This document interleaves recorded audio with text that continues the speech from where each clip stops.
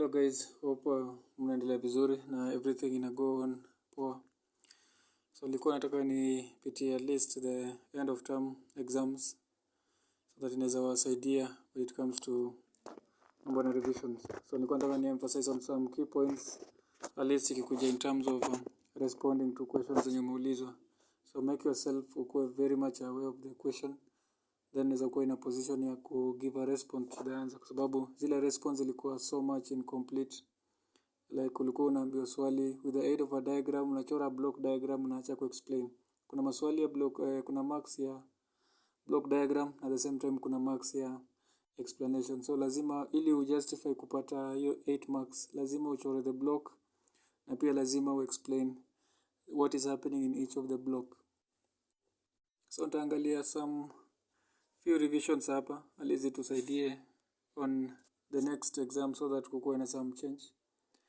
So tutaanza na swali ya kwanza ilikuwa inaongelea kuhusu differentiate between RAM and ROM. So lazima ujue RAM inasimamia random access memory na pia kuna ROM read only memory. So ukiangalia hizi two types of memories zinapatikana inside a memory, na memory inakuja as a functional block ya the central processing unit. Kuna the memory inside. Lazima ujue pia the difference yenye exist between the RAM and the ROM. Unaweza angalia the characteristics. Wakati tulikuwa tunapitia kwa class mention some characteristics za RAM na characteristics za ROM. So unaweza tumia those characteristics differentiate the features za both ROM na RAM. So ya kwanza kulikuwa it's a type of memory used to store data permanently. Opposite yake ni a type of memory used to store data temporarily.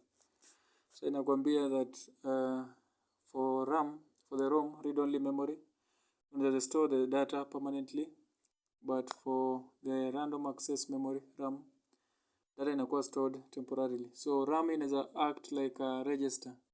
Tulisema the main function of a register is to temporarily store data. So like act as a temporary storage device ama component. Then point 2, non-volatile data when the power is off. Contrast yake ni volatile data is lost when the power is turned off. So non-volatile inamaanisha hii kitu haiwezi futika, haiwezi kuwa easily erased immediately the power is turned on. So the only circumstance unaweza pata hiyo data inaweza kuwa erased ni under certain circumstances. Maybe ikuwe exposed to UV light, ultraviolet light ama radiations. Zikisha kuwa exposed pale ndio data inaweza kuwa erased, but kama iko intact, haiko tempered with the user ama hajatumia any external factor ku erase, then your data iko non-volatile, haiwezi kuwa easily erased. Then ile ingine ni volatile because immediately power inakuwa turned off, inapotea. So most of the cache memories, ukiangalia cache memories, immediately uta switch off your computer ama uta switch off your electronic device, ukirudi ku switch it back utapata hiyo data itakuwa lost. So that's also another difference. The next, kuna use for storing firmware or instructions required for booting. Then ingine ni used to store data programs that the CPU is actively using. Wakati CPU iko in active session, kuna some memory ama some data actions zinakuwa carried out pale kwa CPU. Na hapo ndio tuna introduce ile concept ya interrupt. Ukikumbuka for the last class tulikuwa tunasoma, tukasema unaweza pata kwa CPU a more urgent data action inataka kukuwa carried out pale kwa CPU. So the CPU inaweza introduce an interrupt, itaenda interrupt ile actively going data action yenye inafanya place pale kwa CPU. Then ita hold your data, allow ile data iko more urgent ikuje ikue processed, then ita retrieve ile the holding data yenye ilikuwa hold, then ita continue with the data action. So hiyo pia ni kazi ya RAM. Kazi ya RAM ni hivyo, ina store hiyo temporarily, inaiweka pahali inakaa kwa muda kidogo wakati ile more urgent data action inakuwa carried out na hii side nyingine. Then kuna it's slower than RAM in accessing data, faster in data access compared to ROM. So pia hiyo ni another difference. Then examples, kuna BIOS firmware in a computer embedded system, in microwaves, washing machines. Hapa kuna computer main memory, dynamic RAM na kuna static RAM. So hivyo ndio unaweza differentiate between one component na another. So usiseme ati this one has a CPU, this one has no CPU. Hatutumiangi neno no kushow the difference. Ukionyesha one point, show the contrast ya hiyo point na difference. So hiyo ndio utakuwa umejustify the difference. So ukiambia differentiate between a boy and a girl, so lazima uoneshane the features zenye ziko found in a boy zenye ziko missing in a girl. But sasa ile features zenye ziko kwa girl lazima zikuwe replaced by those features zenye ziko in the male. So lazima hivyo ndio unaoneshana the difference. Lazima ujustify the difference. Usiseme huyu ako nayo, huyu hana. So kama hana, ile kitu hana ni gani? So lazima uspecify hivyo. So tutakuwa next, tuangalia set the function of the central processing unit. So tulisema the CPU ni kama the brain of the computer. Ina perform all the necessary processing, access of data, na pia ku pinpoint the addresses for information penye inafaa iende. So ukiangalia the functions, unaweza tumia how a block diagram of a CPU inakuwa highlighted ama venye imechorwa. Unaweza angalia zile adjacent components, tulikuwa tunaziita peripheral components. So tulisema zile peripheral ni zile components zenye ziko karibu ama ziko adjacent to the main system yenye iko in action. So kama ni CPU, kuna zile adjacent components zenye ziko connected kwa CPU zenye zina allow communication between one component na another. So unaweza pata CPU ikiwa katikati, then unaweza pata kuna an input ama output port, kuna the memory, kuna the registers. So hizo zinaitwa peripheral components. Na nilisema pia kuna difference between a peripheral component to a CPU na peripheral component to a computer system. So ukiangalia computer system, tunaangalia zile devices zenye zinaweza kuwa connected to a computer, zile external devices kama keyboard, kitu yenye iko external. But hapa tuko ndani ya central processing unit. So lazima ujue the block diagram of a CPU. Lazima ujue iko na memory registers na pia iko na the input and output ports. Nazitanga the peripheral devices ama output devices. So ukikuja uangalie the function, unaweza carve functions kutokana na zile blocks. So kama ya kwanza, it fetches or takes the data and instruction from the memory. So nakumbuka kwa class nili explain nikasema hiyo kufetch na kutake data and instruction from the memory inaweza kuwa that wakati kulikuwa na data action inakuwa performed pale kwa central processing unit. Inaweza kuwa the CPU inataka ku retrieve ile data yenye ilikuwa stored kwa main memory, ikuje back to the CPU, then ikuwe displayed on a peripheral device yenye ni input device for display. Inaweza kuwa for display. At the same time, kunaweza kuwa na data yenye inaweza kuwa imekuwa keyed in from an input device into the central processing unit, ipelekwe kwa the memory for storage. So kazi ya the central processing kwa hii aspect imefetch instruction na imekuwa able to take the instructions to the destination penye inafaa ifanywe. So ndio maana kuna ile point 1, it fetches or takes the data and instructions from the memory. Point 2, kuna it takes input signals from the input device such as keyboards. So pia ni another function. Wakati una key in instructions, unaziita data sababu haziko meaningful to the user. Wakati itaingia to the CPU ikuwe processed. Sababu tunasema wakati una key in data, the computer ina try to convert ile human form data into a computer based data. So lazima interpret in terms of its own way ya ku communicate with the internal parts of the computer. That is the central processing unit. So lazima ina take the input signal, it digest, then it process for it to take to the next destination. Then number 3, it decodes the received instructions to understand what tasks to be performed. So pia ni kazi ingine ya CPU. Lazima idecode. Kudecode ni kama kuinterpret. Lazima interpret ijue ile instruction yenye nimekuwa given inafaa iende to which destination. Ama inafaa ikuwe performed at which part of the central processing unit. So hiyo pia ni another task. Then it executes the program stored in the memory depending on the decoded instructions. Penye nimesema tu, if instructions zenye ziko kwa memory zinahitajiwa kuwa retrieved, the central processing unit ndio ita identify an active input from the main memory, retrieve information, then ipeleke to the destination. Maybe inaweza kuwa displayed as an output, itoke kama sound, ama maybe inaweza kuwa displayed kwa monitor for viewing.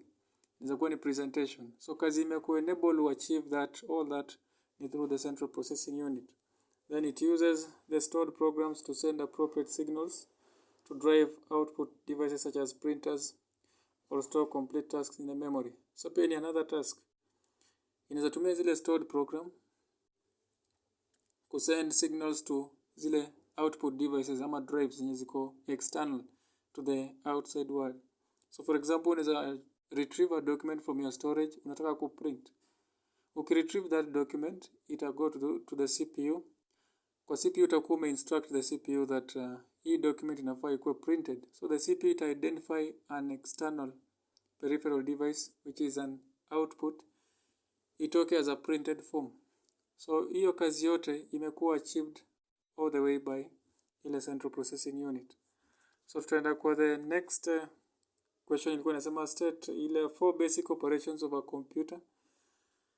So pia hii iko kwa very complex question. Lazima una reason from what does a computer do.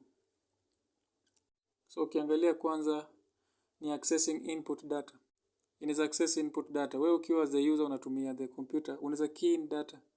So tunasema we key in data or we input data into a system. But ile end result yenye tutapata after tumekey in result tunaita information kwa sababu it's already processed by the CPU na imekuwa meaningful both to the user na pia both to the central processing unit ndio kupatia that desired information. Then kuna pili it processes data. Kwa processing of data tunajua inakuwa functioned pale kwa central processing unit. Then it outputs information. Inaweza output information in a way that inaweza kuwa displayed on the monitor, na monitor pia ni a part of a computer. So inaweza kuwa displayed to the user for presentation. Then kuna storage of data. Tunaangalia the computer iko na that mechanism ya kustore data. Inaweza allow you as a user umesha key in the information, the data into the system. Na maybe the data unataka kutumia for future reference. So the destination part yenye CPU unaweza instruct the CPU since nimesha input the data into the system na hii data naweza taka kuitumia some other time, so you can store it for me.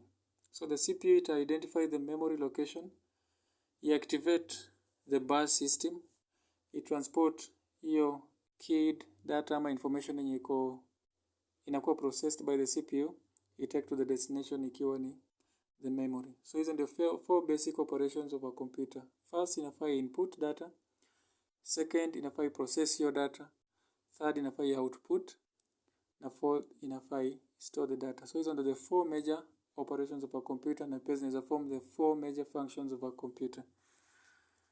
Then next tutaenda kwa 5 features of 8085 microprocessor. So kuna microprocessor nilisema it's an embedded chip. Ile chip, a small chip yenye iko na some pins on it.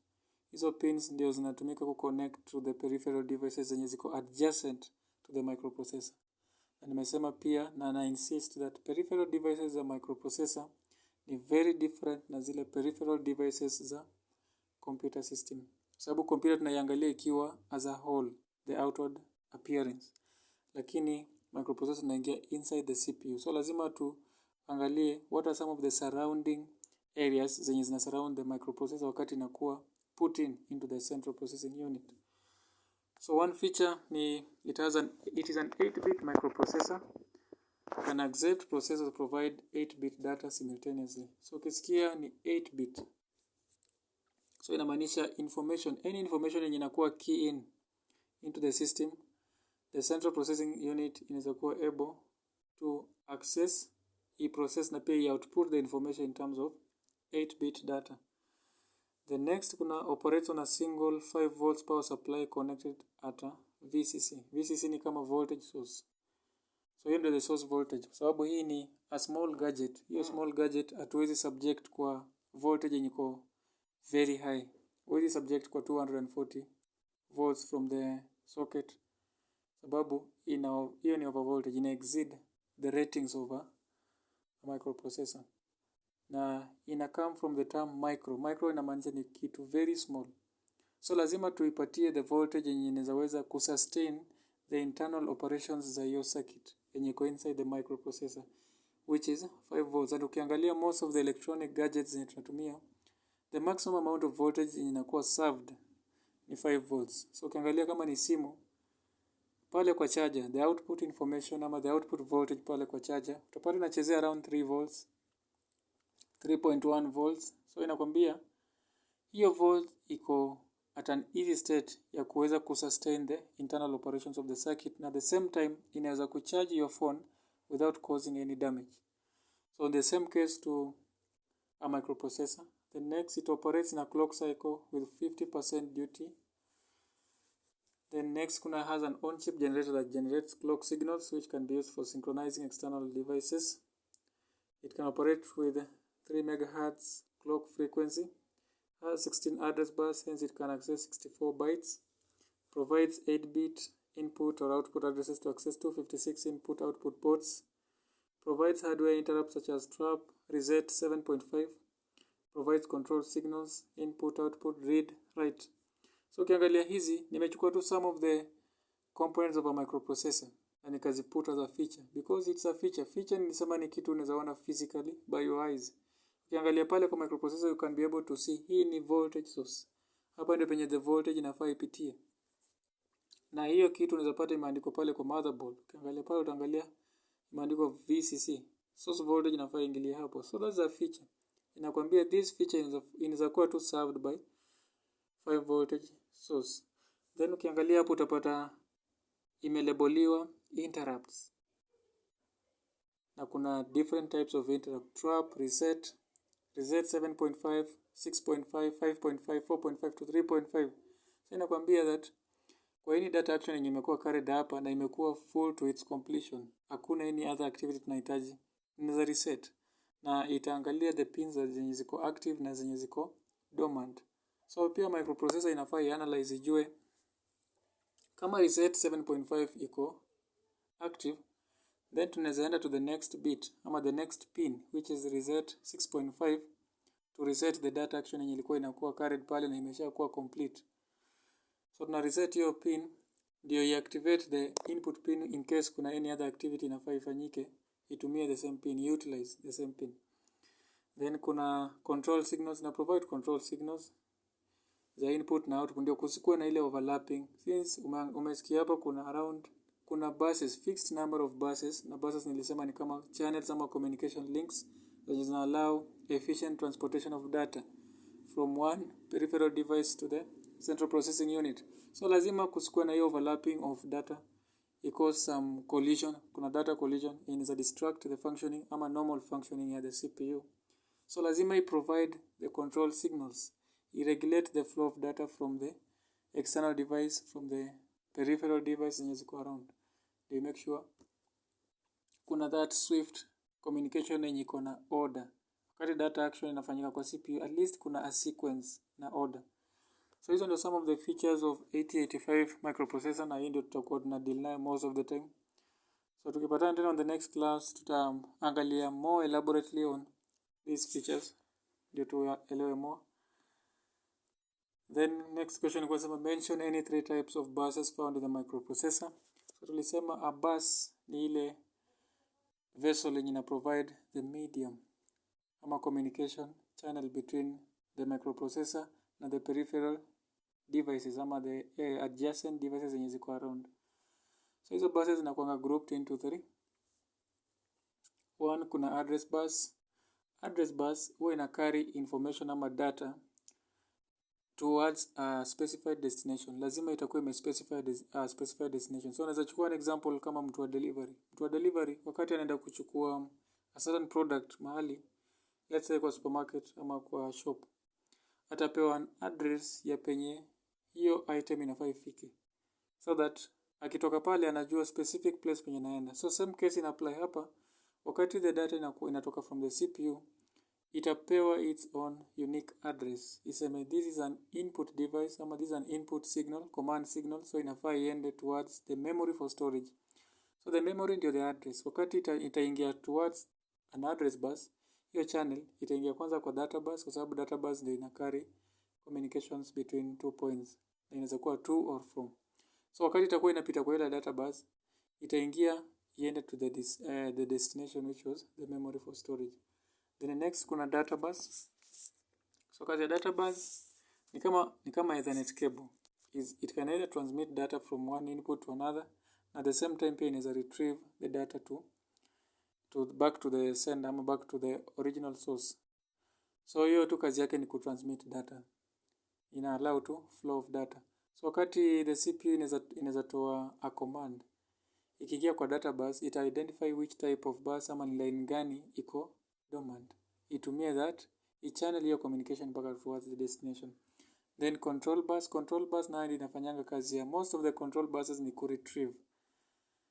Ikishafika kwa destination inataka kuwa retrieved back to the CPU for further processing, the control bus ita allow that. So unaangalia pia wakati information na data ina flow from the microprocessor ama kwa central processing unit, ile kuavoid ile overlap. So lazima iingie to a specific type of bus. Kusikuwe na collision of information ama collision of data. Kwa sababu ziki-collide, then kutakuwa na misinformation, itaanza kuthrow some errors. Wewe pia on the receiving side as a user, umepatiana hii command, una expect ikupatie this outcome, lakini unakuja kuangalia at the end of the day inakupatia different outcome. So inakwambia kuna collision of data in either of the buses.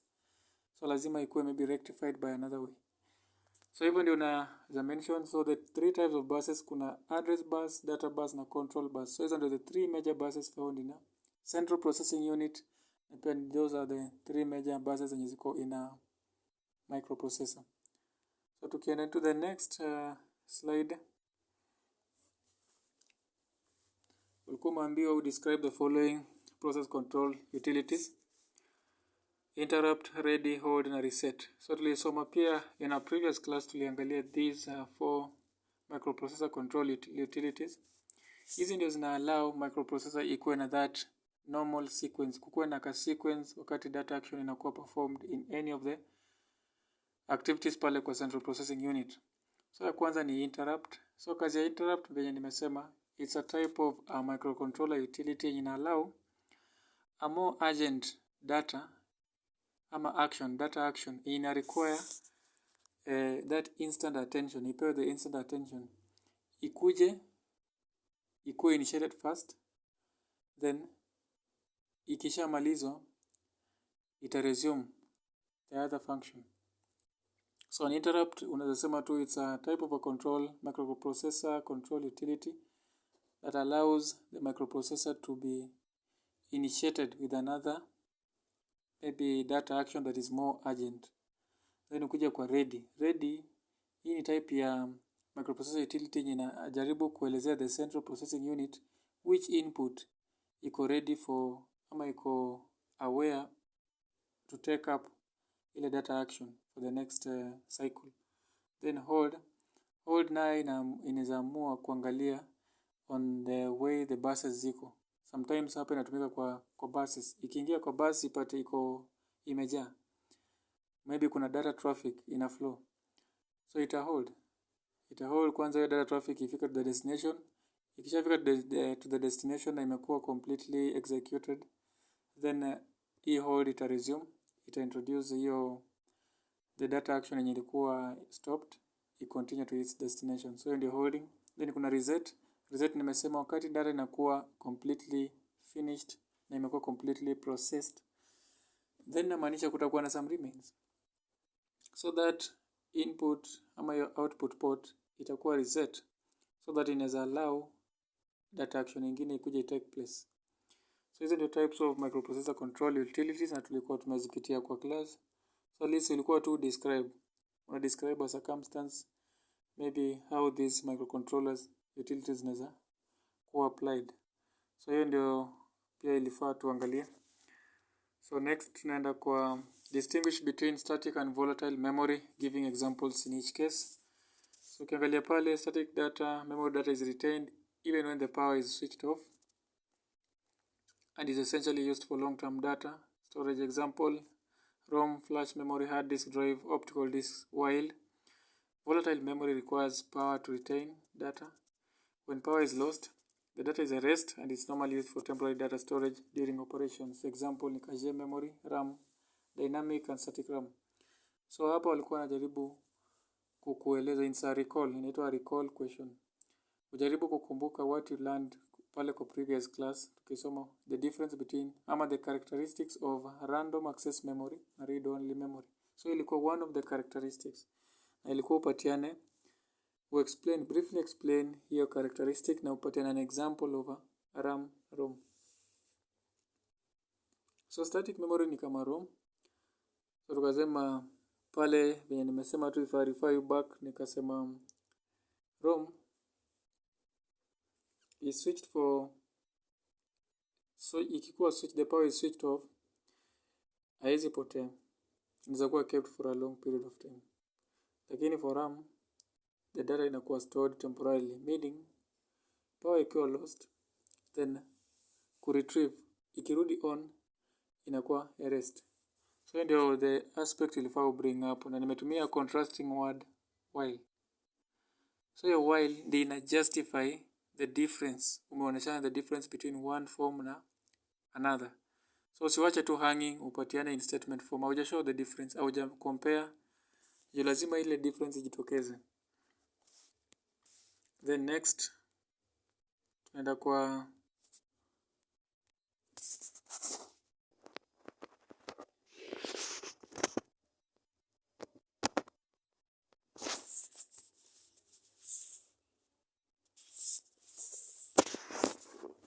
so tukiangalia next pia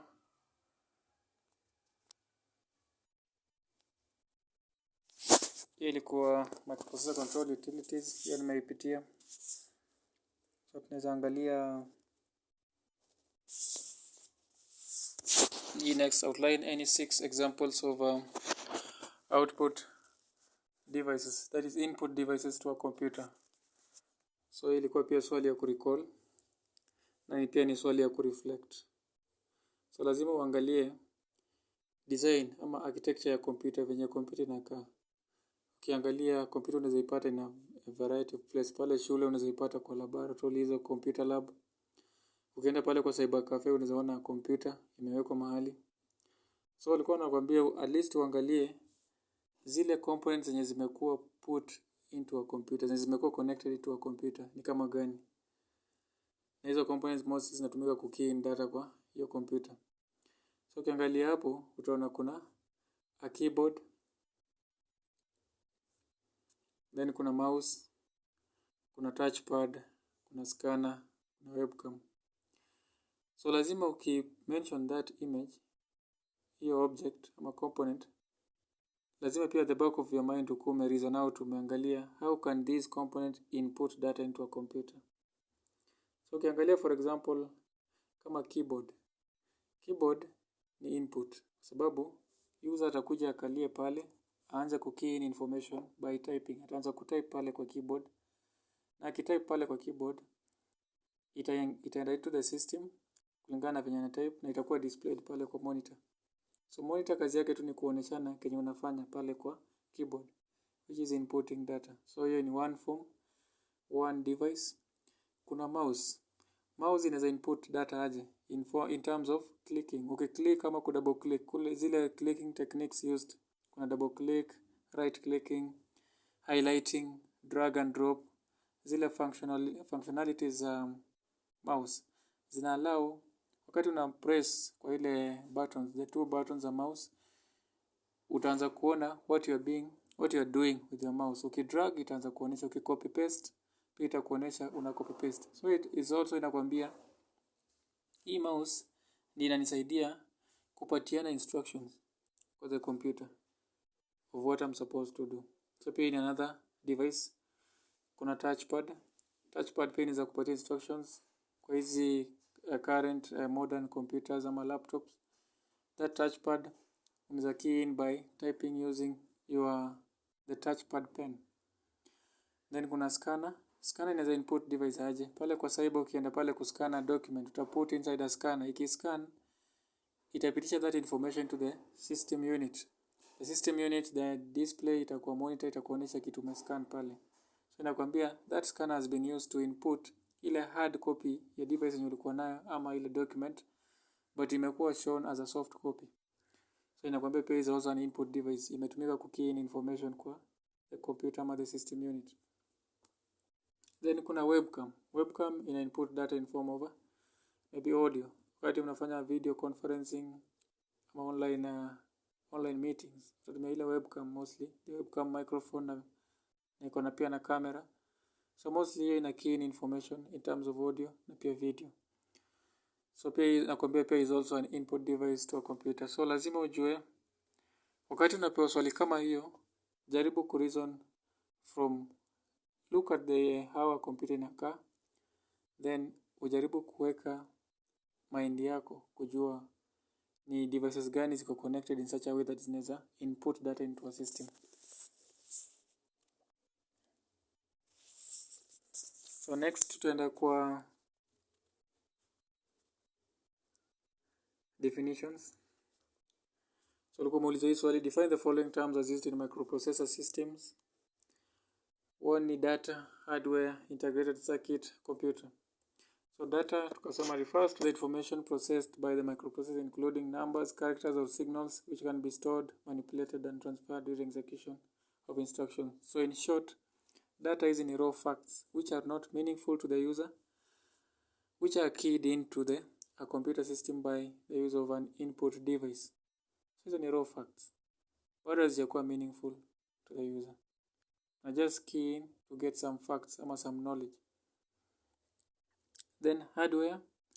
Hardware tukasema these are physical components of the system such as microprocessor, memory, input device and other electronic circuits that enable the system to perform tasks.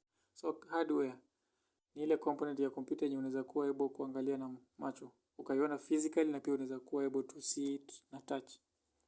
So ni hardware. Then integrated circuit is a compact electronic component that combines multiple electronic circuits such as transistors, resistors and capacitors onto a single chip. It performs functions such as processing, memory storage or control within the system. So kitu integrated, ukiangalia maybe zile analog circuit, naweza patiana an example of an analog circuit. Upate kwa hiyo circuit kuna diode, upate kuna transistor, na upate kuna capacitor, na upate pia kuna voltage source. So ukiangalia hiyo circuit itakuwa na so many components. Ukijaribu kuweka hiyo circuit into a computer, hiyo computer inafaa ikuwe kubwa in such a way that inaweza jaa room. Sababu utaanza kuhesabu how many transistors unazoziweka pale ndio zitoshane zikupatie ile the correct rating ya voltage unataka kuwork on, ama yenye inaweza saidia the voltage ya iwork na the CPU. So tunaweza improvise tukaleta a microprocessor system whereby ime include hizo zote, imechukua diode, imechukua hiyo capacitor, hiyo voltage source, imeziweka onto a single point ama blade, ni kama ka single pan ama chip. So hiyo chip nina represent hiyo circuit yote ikiwa analog na hizo transistors zote. So hiyo tunaita an integrated circuit. All other components zimekuwa squeezed into a single chip to form one component.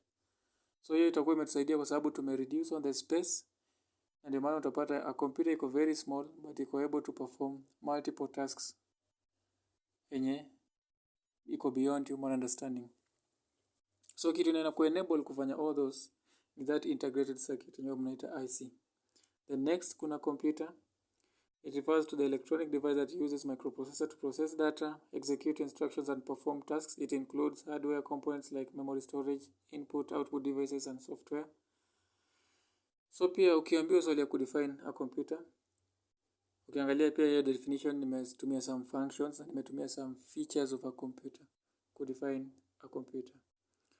So kazi ya computer tu ni first it's an electronic device. Hapo ndio the first marking point inatokea kwa sababu inatumia stima. Ndio ifanye kazi yenye inataka kufanya, operations zote lazima kukuwe na power source. So kumaanisha it's an electronic device. So ukisema it's just a device inaweza kuwa a mechanical device, inaweza kuwa tu a cooking device. So lazima ukuwe specific. It's an electronic device which means it uses power. That uses a microprocessor. Hapo unaweza replace pia na central processing unit that use a CPU to process data, execute instructions and perform tasks. So unaweza tumia example ya functions of a computer. So unaweza sema it refers to an electronic device that uses a central processing unit to input data, process data and execute instructions while performing the tasks. So pia inaweza kuwa another definition of a computer. So depending tu na the way unaelewa what is a computer and the components of a computer, unaweza tumia all those kudefine a computer. So tunaenda next.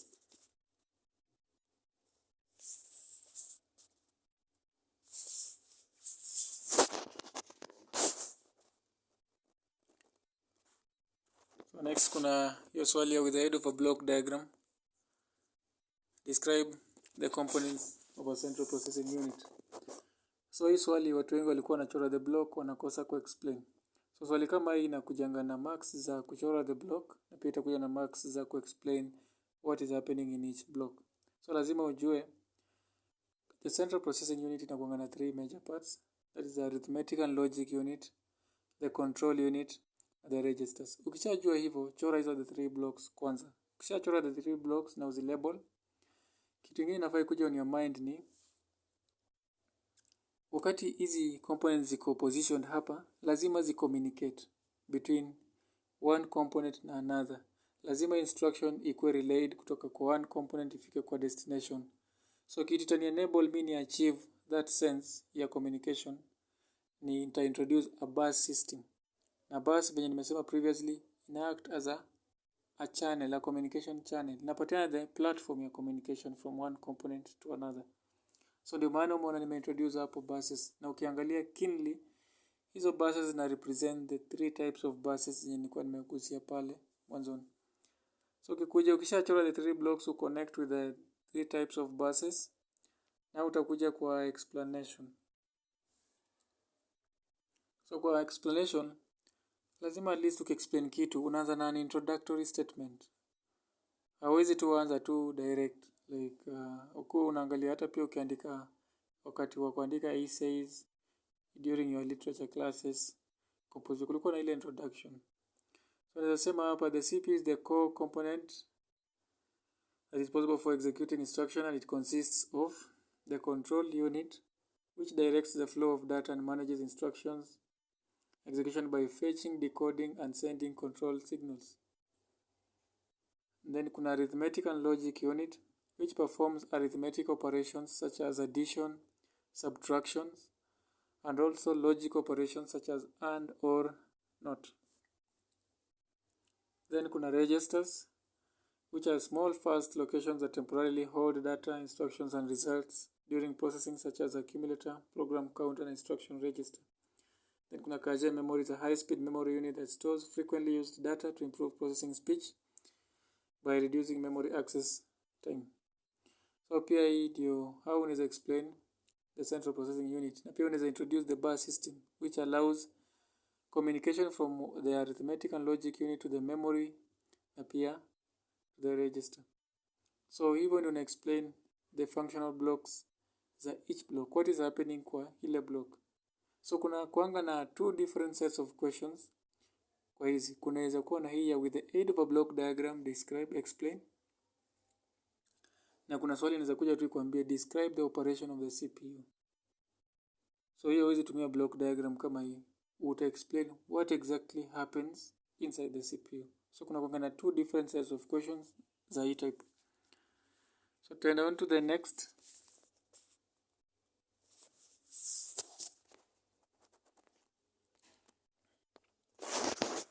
With the aid of the block diagram, describe the components of a computer system. So ukipewa swali kama hii pia, unajaribu tu ku reason out from ile computer inakaa shule pale kwa computer lab. Na ile computer pia iko kwa cyber cafe. Ukienda pale kwa cyber cafe, unaanza kuangalia hiyo computer venye inakaa, it's a computer system. Nikitumia blocks, what are some of the components that ziko connected towards that computer system? So hiyo itakupatia that breakthrough ya kujua how the blocks venye nitaziarrange na venye zinafaa communicate. So ukianza kureason utapata kuna an input device.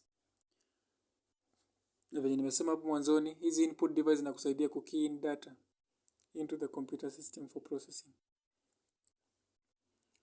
Utaangalia pia kuna ile system unit yenye iko pale kando ya monitor. Wanaita the central processing unit kwa sababu inside the system unit ndio tutapata the CPU. Utaangalia pale kuna some maybe speakers Kama ni cyber, kuna pale scanners, kuna printers. Hizo ni output device. Inamwambia wakati huyu user anatumia that computer, anaweza taka kuprint a document. So akitaka kuprint a document, atatuma the signal ya printing pale kwa printer, then atakuwa able to access ile soft copy document as a hard copy. At the same time, utadiscover that at some point hahitaji kuhave a flash drive kustore memory, kustore vitu. Anaweza taka kustore them inside the computer. So hiyo ni memory unit. So hizi nakwambia all those four ndio the components of a computer system, sorry. So utachora tu block diagram kama hiyo, kumaanisha ni kama cycle diagram. So ikitoka kwa memory unit, inaenda to an input device, inaenda as an output device, inaenda kwa central processing unit. Maanisha zina correlate. So ukishachora all the block diagrams like that, the next step ni explain what happens in each block. So hiyo ndio kitu na emphasize sana kwa sababu most of the people, alikuwa tu mtu mmoja mwenye ali-explain, alichora the blocks na akaanza ku-explain what happens in the block. But majority hatukuwa na explain what happens in the block, which hiyo ndio case inaweza kunyima the marks. Hiyo 8 marks nimepewa pale, unaweza pata maybe 3 marks peke yake ndio ya kuchora to the block. But the entire 5 marks iko kwa ku-explain the block. So lazima umake your question, urespond kwa hiyo question complete. So ukikuja pale kwa explanation,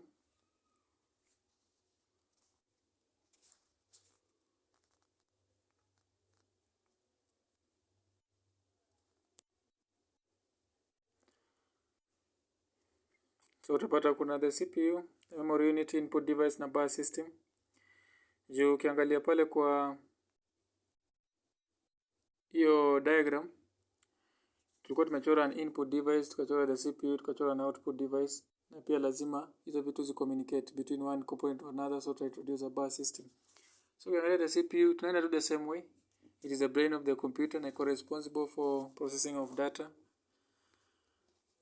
It has 3 subcomponents. Uta mention the 3 subcomponents, na tulisema moja ni arithmetic and logic unit. Kazi yake ni kuperform arithmetic calculations na pia na logical operations. Kuna registers, ina act as a temporary storage location. Na hiyo ndio the main function of a register kwa any computer system. Then kuna the control unit. Inapatiana zile control signals during data action. Then utakuja uangalie the memory unit. So the memory unit include the primary memory for temporary storage of data instructions, iko kwa RAM, and also ina offer ile mechanism ya permanent storage of data yenye iko inside the ROM. So inaweza offer both a long term na short term storage of data depending on the type of memory itakuwa excited. So hiyo command ikishatolewa command, the destination inaweza kuwa maybe kuwa stored temporarily ama inaweza kuwa stored permanently. Then tutakuja kwa input device na output device. So kwa input, hizi ziko responsible for keying in data. Keyword pale ni data kwa sababu nimesema hatuwezi key in information. Information ni kitu yenye iko already processed na iko meaningful both to the user na pia to the computer system. Imepitia through the central processing unit. So that is the information. But yenye tunafanya hapa the initial stage, tuna input data. So such type unaweza tumia an example which is a keyboard, mouse na scanner. Output device display processed data such as printers, monitors and speakers. Whatever tumefanya pale, any activity yenye imekuwa carried out, tunaweza taka tuone what we have done by our physical eye. Nataka tuangalie ni kitu gani imefanyika. So the monitor ndio itatupatia that platform ya kuangalia what happened to the CPU na ni outcomes gani zimetoka as end results, kwa sababu zitakuwa displayed pale kwa monitor. Then kuna the bus system. Na vile nimesema it interconnects all components and facilitates data transfer. So hii ni kama ina act as a communication link between one component to another. So lazima ipatiane the platform. Kwa sababu bila bus system, then CPU itakuwa inakaa tu kivyake. arithmetic and logic unit inakaa kivyake. Uki-input data haiwezi fika kwa CPU kwa sababu hakuna mode of channel ama mode of communication. So ile interconnection haiko. Na nikasema pia hapo kwa bus system kuna the three sets of buses zenye zina enable the computer system achieve ile data transfer based on the demands za CPU na the way pia hiyo CPU itakuwa excited. So ikiwa excited that inafaa ikuwe retrieved, itatumia control bus. Ikiwa excited that hii information inafaa iende to a certain specific destination, itatumia an address bus. Na ikiwa information yenye inafaa tu iende mahali ama inafaa tu ikuwe hold for a period of time, itawekwa kwa data bus. So ukishajua hiyo, at least inaweza kuwa in a position to understand.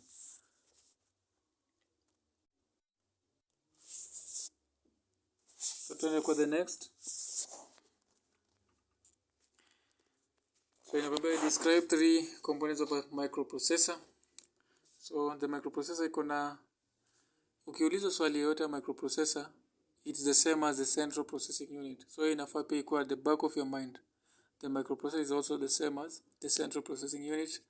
So kuna one arithmetic and logic unit responsible for performing calculations such as addition, subtraction, multiplication and division. Na pia inaweza perform logical operations such as AND na OR. Kuna control unit ina direct and regulate the microprocessor's operations such as fetching, decoding and executing instructions. Then kuna registers, small fast memory units for storing data and instructions temporarily during processing. So hizo ndio the three major components of a microprocessor ambayo pia inaitwa the central processing unit. So lazima ukijibu maswali zote yenye unapatiwa, lazima the back of your mind ujaribu kureflect. Hii kitu nimeulizwa, how does it look like? Ujaribu kuivisualize. Kama unahitaji kuchora a circuit diagram, mimi Kenya huwa nasema don't always cram. Jua from the definition of ukiambiwa definition utoe block diagram maybe a computer system. Jua computer system iko na vitu aina gani zenye zina form hiyo part ikuwe complete. Ukishajua hiyo, chora hizo blocks za hizo major parts zenye unajua. Then unajua pia the second point inafaa ni kuwe sure nayo ni lazima hizi components zitahitaji kucommunicate from one component to another. So it can enable for that ni a bus system. Introduce a bus system kwa hizo blocks ku show how the two components correlate ama zina interconnect. Then ukishajua hiyo, kukuja ku explain the block itakuwa very easy. Then next, I guess hiyo ndio the last unit ama question yenye ilikuwa imeulizwa kwa hiyo end of term. So kitu nita encourage mostly ni tukuwe na that level ama optimism ya content. Ujue the content, una read the question, unajaribu kuielewa yenye umeulizwa, ndio respond. Then to avoid hizi issues za kureply na short answer question. Unaweza pata mtu anaweza reply short answer question na two statements na iko hanging. Unajua ni vizuri at least to reply na a short statement lakini iko complete, image explain inside. So to avoid sana kutumia short answered questions zenye ziko hanging. Make yourself jieleze kwa sababu wakati utakuwa kwa any examination utapewa plenty of hiyo working space ya kuandika. Answer booklet iko na so many spaces. So huyo examiner anakuambia jaribu kujieleza on how you can respond to express yourself in terms of correspond na zile questions zenye umeulizwa. Then with that at least utakuwa able kujua this and that. So at least hii video nataka ikuwe tu a guide to show you how you can be able to answer a lot of questions zenye umepewa. And at least kukuwe na some change tukitransit to the next coming exams. Kukuwe na that progressive change. Anza kujitrain sahi. Ukiulizwa maswali, uanze kujitrain on how to respond kwa hizo questions. Such that ikifika hiyo wakati wa kufanya hiyo next exam, utakuwa na that easy ya kurespond to the questions. Then kuna too much blank spaces. Tusiwache a lot of blank spaces kwa hizo question papers. sababu inakudiscourage na inakuonyesha tu already ushaanza kufail on the exam. So jaribu to answer something, jaribu kurelate, jaribu kutumia diagram. Kama huwezi jieleza kwa statement form, unaweza tumia diagram. Try to reason out on how hii system inaweza kaa by the use of a diagram, and I will explain to your diagram. So to eliminate sana ku have too much blank spaces which are not good. Sababu itakudeny the marks na itakuwa imewaste the entire period ama time yenye ulikuwa nayo shule ama during the session yenye ulikuwa pale shuleni. So I hope this video find you well na itakusaidia sana when it comes to revisions. Otherwise, I wish you all the best.